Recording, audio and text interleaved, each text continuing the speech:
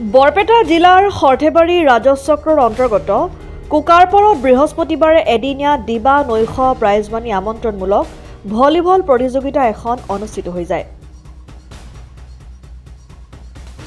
কুকাৰপাৰ যুৱ শান্তি সংঘ আৰু পুথিভঁৰালৰ সৌজন্যত কুকাৰপাৰ ঈদগাহ ময়দানত অনুষ্ঠিত দিবা নৈশ ভলীবল প্ৰতিযোগিতাখনত ৰাজ্যখনৰ বিভিন্ন প্ৰান্তৰ ৮টা ভলীবল দলে অংশগ্ৰহণ কৰে।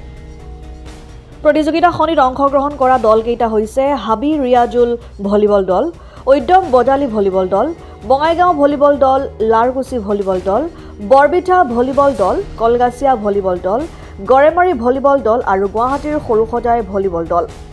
ভলীবল প্ৰতিযোগিতাখন আনুষ্ঠানিকভাৱে উদ্বোধন কৰে সৰ্থেবাৰী ৰাজচক্ৰৰ চক্ৰ বিষয়া দীপাংকৰ বৰ্মনে। কুকাৰপাৰ যুৱ শান্তি সংঘ আৰু পুথিভঁৰালৰ সভাপতি বাবুল আলীৰ সভাপতিত্বত অনুষ্ঠিত উদ্বোধনী সভাখনত মুখ্য অতিথি হিচাপে সৰুক্ষেত্ৰী বিধানসভা সমষ্টিৰ বিধায়ক জাকিৰ হুছেইন সিকদাৰ উপস্থিত থাকে। বিশিষ্ট অতিথি হিচাপে বৰপেটা জিলাৰ সদৰ অতিৰিক্ত আৰক্ষী অধীক্ষক মামণি হাজৰিকাকে ধৰি কেইবাগৰাকীও বিশিষ্ট লোক উপস্থিত থাকে। সম্বৰ্ধনা অনুষ্ঠানৰ আঁতৰে বিশিষ্ট সমাজসেৱক ফেদ্দুছ আলীয়ে দিবা নৈশ ভলীবল প্ৰতিযোগিতাখনৰ চূড়ান্ত খেলখনত গড়েমাৰী ভলীবল দলক পৰাস্ত কৰি বৰভিটা ভলীবল দলে চূড়ান্ত খিতাপৰ সন্মান অৰ্জন কৰে। প্ৰতিযোগিতাখনৰ প্ৰথম পুৰস্কাৰ ট্ৰফিসহ নগদ ২০,০০১ টকা আৰু দ্বিতীয় পুৰস্কাৰ ট্ৰফিসহ নগদ ১৫,০০০ টকা আছিল।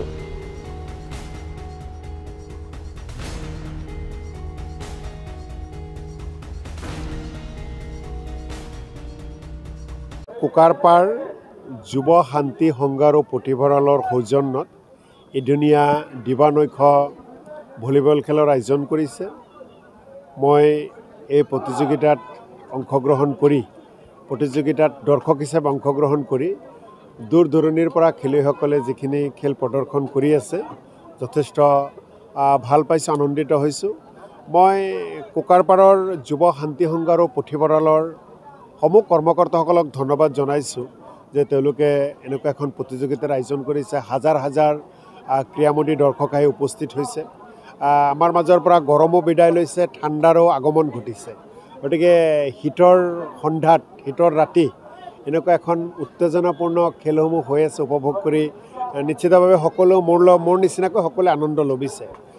কেৱল এটাই আহ্বান জনাওঁ যে বৰ্তমান সমাজখনত মা দেউতাই বা গাৰ্জেনসকলে ছাত্ৰ ছাত্ৰীসকলক যেনেকৈ বিদ্যালয়লৈ পঠিয়াই দিয়ে, ঠিক তেনেকৈ ছাত্ৰ ছাত্ৰী যুৱ প্ৰজন্মক খেলপথাৰলৈ পঠাব লাগে। পাঠ্যপুথিৰ লগত যেনেকৈ ছাত্ৰ ছাত্ৰীসকলক মা দেউতাই বা শিক্ষক সমাজে যেনেকৈ জড়িত কৰে, ঠিক তেনেকৈ প্ৰতিজন যুৱক যুৱতীক ছাত্ৰ ছাত্ৰীক ক্ৰীড়াৰ লগতো জড়িত কৰিব লাগে। কাৰণ আমি এই ক্ৰীড়াৰ মাজতেই আমি ভাতৃত্ববোধ হয়, ক্ৰীড়াৰ মাজতেই একতা হয়, ক্ৰীড়াৰ জৰিয়তে শাৰীৰিক মানসিক উৎকৰ্ষ সাধন হয় আৰু এই ক্ৰীড়াৰ জৰিয়তে সুঠাম দেহৰ অধিকাৰী হয়। সুঠাম দেহৰ অধিকাৰী হ'লে তেওঁলোকে ভালকৈ লিখা পঢ়া কৰে, সুস্থ দেহে সুস্থ মন দিয়ে আৰু সুস্থ মনৰ জৰিয়তেহে আমি ভালকৈ অধ্যয়ন কৰিব পাৰোঁ। গতিকে আৰু সকলোতকৈ ডাঙৰ কথা হৈছে বৰ্তমান সমাজখনত নিচাই একেবাৰে ছানি ধৰিছে। নিচাৰ পৰা সমাজখনক মুক্ত কৰাৰ কাৰণে বিভিন্ন ধৰণৰ পদক্ষেপ লৈছে চৰকাৰী বেচৰকাৰীভাৱে, তথাপিও পৰা নাই। কিন্তু যেতিয়া প্ৰতিটো ঘৰৰ যুৱক যুৱতী ছাত্ৰ ছাত্ৰীসকলে ক্ৰীড়াৰ লগত জড়িত হ'ব, তেতিয়া সেই যুৱক যুৱতী কেতিয়াও নিচাত আসক্ত নহয়, নিচাত কেতিয়াও নাযায়।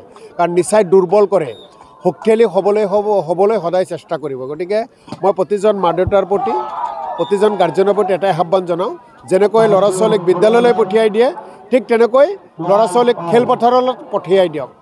যেনেকৈ ল'ৰা ছোৱালীসকলক শিক্ষাৰ ক্ষেত্ৰত পাঠ্যপুথিৰ জ্ঞানৰ ক্ষেত্ৰত আপোনালোকে জোৰ দিয়ে, ঠিক তেনেকৈ প্ৰতিজন ছাত্ৰ ছাত্ৰী যাতে বিভিন্ন খেল ধেমালিত তেওঁলোকে জড়িত হ'ব পাৰে, খেলা ধূলাত জড়িত হ'ব পাৰে, তাৰ কাৰণে সকলোৱে গুৰুত্ব দিব লাগে।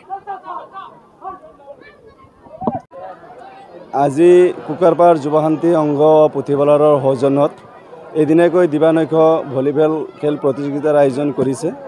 আজিৰ খেলত মুঠ ৮টি দলে আমাৰ ইয়াত অংশগ্ৰহণ কৰিছে।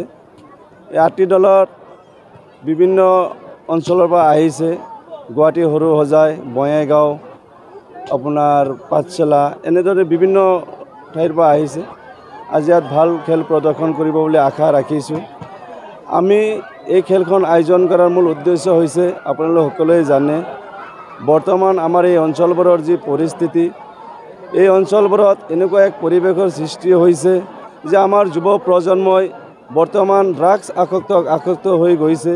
বিভিন্ন ধৰণৰ বেয়া বেদিয়ে এই অঞ্চলত আৱৰি ধৰিছে আৰু আমি সেই উদ্দেশ্য আগত ৰাখি আজিৰ এই খেল উপভোগ কৰি আমাৰ এই অঞ্চলৰ যিসকল খেলুৱৈ আছে তেওঁলোকৰ মাজত যি প্ৰতিভা আছে এই প্ৰতিভা যাতে আমি ওলাই আনিব পাৰোঁ, তেওঁলোকৰ প্ৰতিভা যাতে আমাৰ এই খেলে সহায় সহযোগ কৰে আৰু আমাৰ এই খেলৰ জৰিয়তে যাতে আমাৰ এই অঞ্চলৰ ল'ৰাবোৰে বা ছোৱালীবোৰেই হওক বিভিন্ন ধৰণৰ খেলৰ প্ৰতি আসক্ত হয় আৰু খেলে মানসিকভাৱে শক্তি দিয়ে, খেলে ভাল সমাজ গঢ়াৰ ক্ষেত্ৰত শক্তি দিয়ে। খেল আপোনালোক সকলোৱে জানে ই শাৰীৰিকভাৱে হওক, মানসিকভাৱে, দৈহিকভাৱে বা বৌদ্ধিকভাৱে, আপোনালোকৰ অৰ্থনৈতিকভাৱেও আজি এই খেলে লাভান্বিত হৈছে আৰু সকলো দিশত আমি এই পৰ্যালোচনা কৰি আজিৰ এই খেলখনৰ আয়োজন কৰিছোঁ। আশা ৰাখিছোঁ এই খেলৰ জৰিয়তে এটা ভাল বাৰ্তা যাব যুৱ প্ৰজন্মলৈ। পুৰস্কাৰ সন্দৰ্ভত ইমান ডাঙৰ বিষয় নহয়। প্ৰথম পুৰস্কাৰ হৈছে 20,001 টকা, দ্বিতীয় পুৰস্কাৰ হৈছে আপোনাৰ 15,001 টকা। কিন্তু আমি বিভিন্ন অঞ্চলৰ পৰা যিসকল টিম ইয়াত আহিছে সকলোখিনি টিমক আমি আমাৰ ক্লাবৰ লগত এগ্ৰিমেণ্ট কৰি তেওঁলোকৰ অহা যোৱাৰ যি যাৱতীয় ব্যৱস্থা, তেওঁলোকৰ যাৱতীয় খৰচ পাতি সম্পূৰ্ণভাৱে আমাৰ যুৱশক্তি সংঘৰ তৰফৰ পৰা বহন কৰা হৈছে। News desk report, democratic Assam.